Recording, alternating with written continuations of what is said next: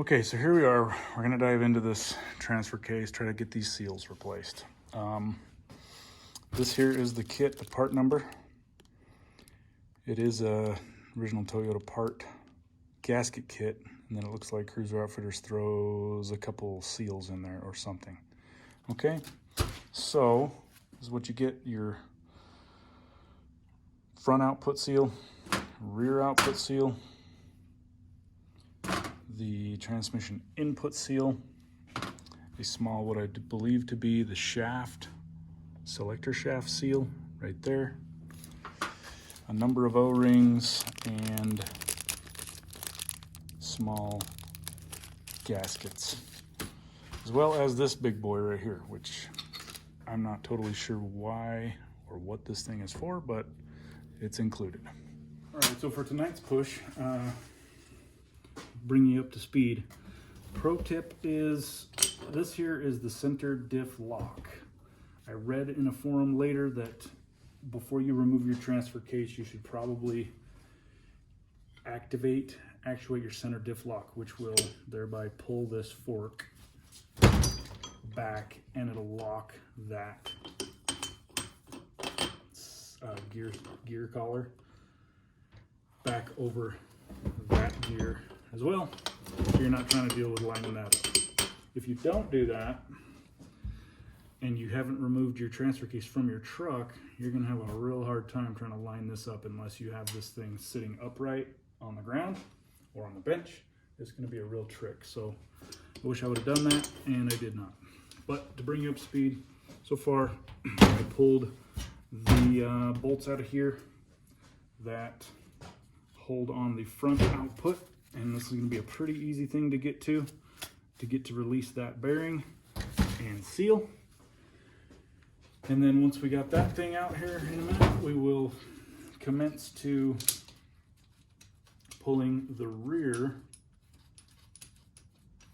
tail housing off, which will consist of all these bolts here. Okay. What do we have here? We've got the speedometer down here and probably gear selector, reverse, or whatever switches right here. Now I did actually pull this off. You don't need to pull that off. I would recommend not pulling that off, but I was investigating for the seal, the transmission fluid leaking into the transfer case situation, and now I've got to pull that off, clean up the gasket, and reinstall that. There's nothing behind there that you need to get into. So let's real quick take a look at getting this thing dismantled, and then if I have time tonight, we'll pull that thing off and remove the rear. Once the bearings arrive, which are on order, we'll get to putting everything back together. Yeah, getting the housing off is pretty straightforward. Nothing to it. Pull the bolts off and get to prying. Got these nice little pry tabs right here. Be gentle with them. I'm sure they could break off without too much trouble. And then the only thing you're really going to need is a proper snap ring plier for that right there. We're going to pull that one off, and then we're going to pull the one below that for the bearing off. So let's try it with this. Oh, and then you might just need some hammers, drifts, and pry bars.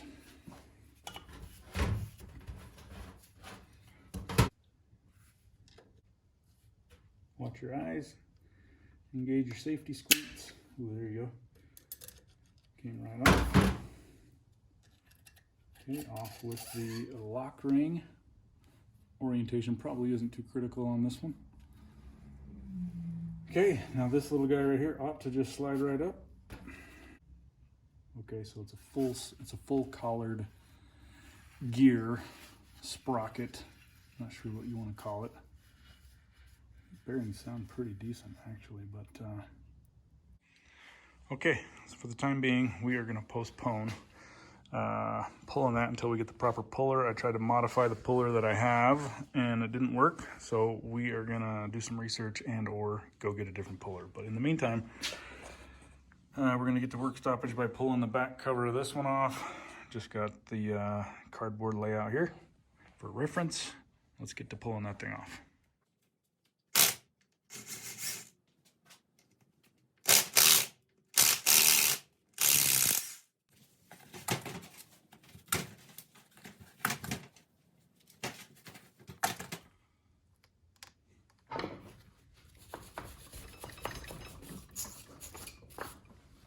cleaned off and well enough to get it separated without contaminating it too badly. So you got your little prying points here.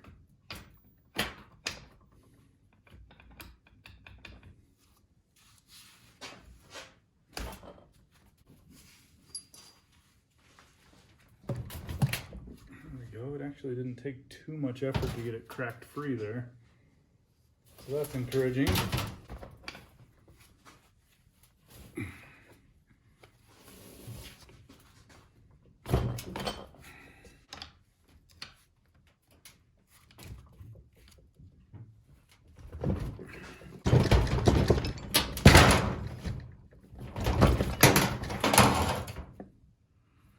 There we go.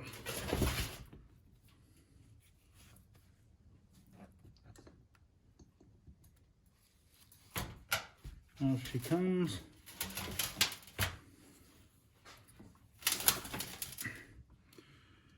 Including this little beauty right here. And those are the packing shims. You got your big fat washer and your shim. Okay. Came from right there. And two more right here. Keeping track of the orientation from which they came.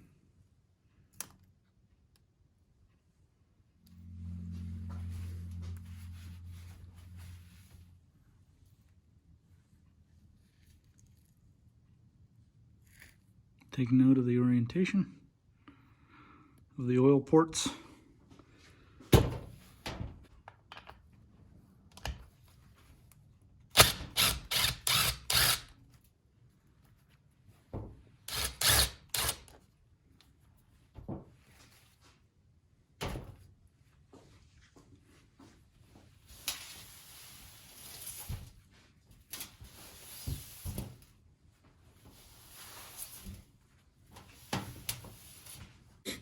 All right, now here's the part in the video where I pause to say, this is not an instructional video. This is just me showing you how I am going about doing this.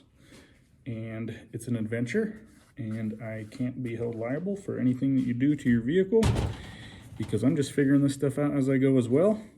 Now, I will mention that you should download and have a PDF version of your factory service manual. And anytime you reach a point where you get stumped or prior to taking on such a project like this, it definitely behooves you to read through and get an overview of it. But purpose of this video and me making a YouTube video about it and most of these repair things is simply just to say that, you know, if you want to keep these old trucks on the road, there are a lot of good resources out there for you to send your transmissions off to and stuff, and you should. But if you are on a budget or have a really adventurous spirit and want to learn as you go, then these videos are simply for the purpose to show you that, you know, with some basic tools, basic know-how, a couple of special tools, you can probably save yourself thousands of dollars. And that's going to be, if you want to be a Land Cruiser owner and a Land Cruiser driver, that's pretty much what it takes. And that's no different now than it's been since, you know, the beginning of time. So that's my disclaimer. Do these things at your own risk, and these are just some tips that I've come to conclusions of along the way. So, trying to get that out of there, and it'll turn, but she just don't want to come out. So, she's got kind of like a hydrostatic lock right there. Something's going on. So stay tuned. She's moving, just can't quite get her all the way out.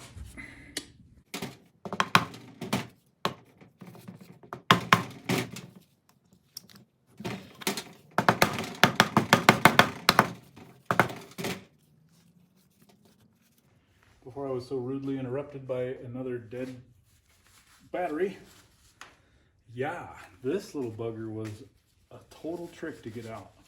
And it wasn't because it was very hard to move, it's just because it goes in there so perfectly square that as you're trying to lift it, you're cocking it sideways. So it's just a matter of just continually working it around until You pull up on all those sides gently using a pick or a couple picks to move it up just a little bit at a time. And then just have a gentle hammer to kind of reset it back flat when you get jammed up, and just keep working it. Maybe do some spinning and try different angles. But yeah, there's nothing holding it in. It's just hydraulics and not even hydraulics, but just the fluid there and just trying to come squarely out of the hole. Now we are going to try to get this thing disassembled so that I can consider taking both parts over to the machine shop and just having them press the bearings on and off along with the seals or what have you. But I'll probably just go down and get the proper pullers to get these things off. So let's get this snap ring off.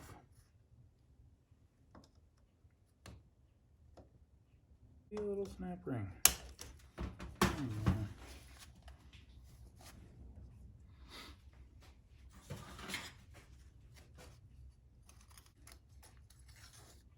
Great.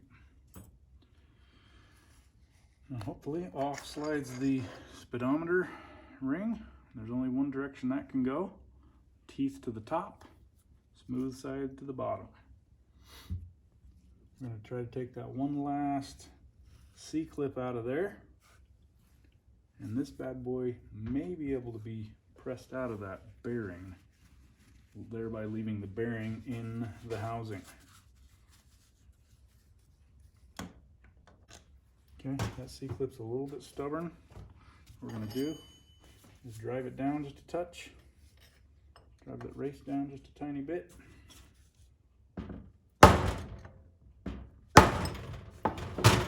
Hopefully that frees it up into the groove a little more. Oh yeah, there we go. Sweet.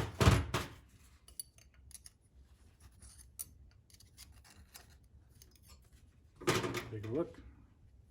See which side goes up, which side goes down. Probably not too critical on that one. And there we go. Now she's ready to be tapped out of there and or pressed out of there. Nope, I don't think it's moving. Okay, good news is I was able to use the press to get it out. It's your general standard contraption rig job to get the right spacing you need. But the good part is that it was actually quite easy to push out. Just took a gentle pressing, actually. So here we can see the shaft, the bearing, and over on this side, there is our greasy ass seal. This one's gonna be pretty easy to get swapped around, actually.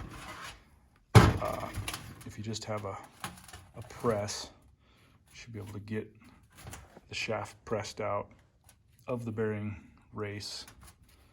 And then we're just gonna, real quick before I call it a night, we're gonna pop that snap ring off and hopefully just kind of tap that bearing out of there after we pop that greasy ass seal out. Let's try that. And it is pretty hard indeed. That is a 21-year-old seal right there. Now, obviously, if you're doing this, you got to be extremely gentle on the rim of the aluminum casing here, but it shouldn't take a whole lot of force, honestly. There we go. Just kind of had to break free. There you have it. So let's marry that up with one of the brand new seals. There she is right there. Perfect. The perfect fit. Curious to see just how worn this bearing actually is. Okay. Well, hopefully you can see that. It's an inward, outside snap ring type, meaning we're going to have to simply release it with screwdriver tip type. Keep your safety glasses on. Get yourself a teeny little screwdriver down in there.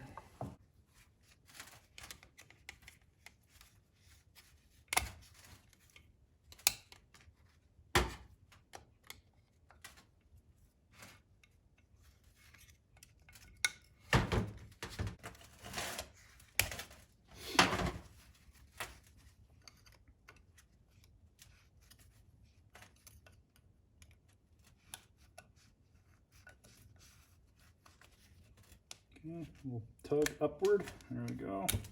Good grief. It's just going to be a fighter the whole way. Oh my. There we go. Just got to get the one corner. Just got to get the one side started there.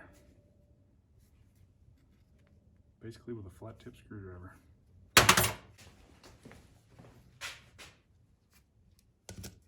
See what I can find of the same size. There we go. A couple of these things. A couple of old bearings.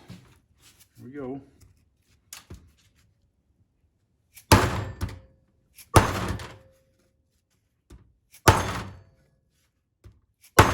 She's about halfway out.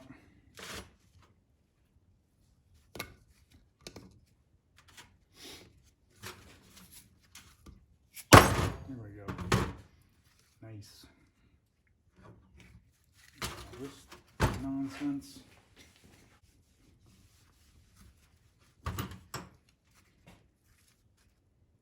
Wow, there you have it.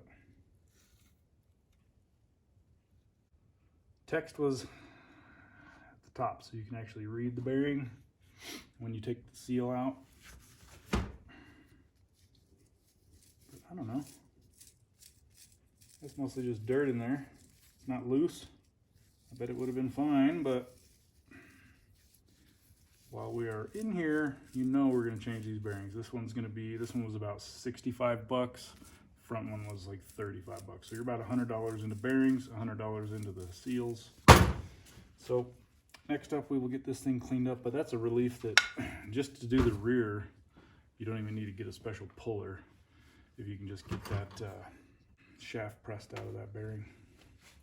And it could probably be done. I think I've seen somebody else do it with just a big ass hammer and some gentle persuasion and some soft drifts and so forth. But kind of mangled the dust boot a little bit there, so we're gonna have to straighten that out.